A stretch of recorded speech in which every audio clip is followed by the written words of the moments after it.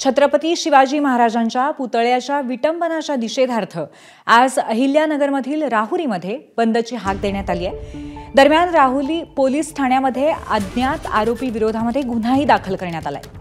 या बंदचा आढावा घेतलाय आमचे प्रतिनिधी नितीन ओझा यांनी।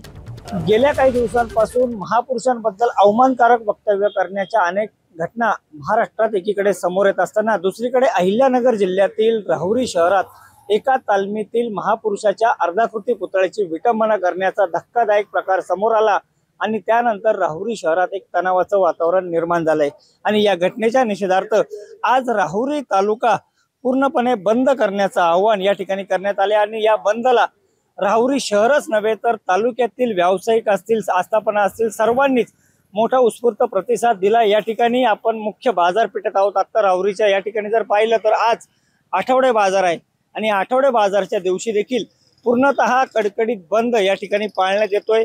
या सगळ्या पार्श्वभूमीवर मोठा पोलीस बंदोबस्त राहुरी शहरात तैनात करण्यात आलेला आहे। ठिकठिकाणी चौकात पोलीस उभे आहेत। त्या ठिकाणी कुठलाही अनुचित प्रकार घडू नये यासाठी पोलीस देखील काळजी घेतात। एकूणच जर पाहिलं तर काल जवळपास 3 तास रास्ता रोको आंदोलन करण्यात आलं होतं। त्यानंतर रात्री राहुरी पोलीस ठाण्यात गुन्हा देखील दाखल झालाय।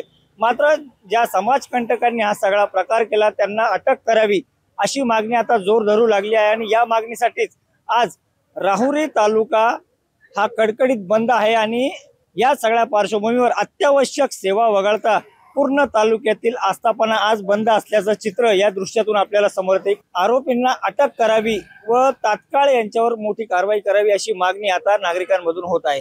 नितीन ओझा, एबीपी माझा, राहुरी, अहिल्यानगर। एबीपी माझा, उघडा डोळे बघा नीट।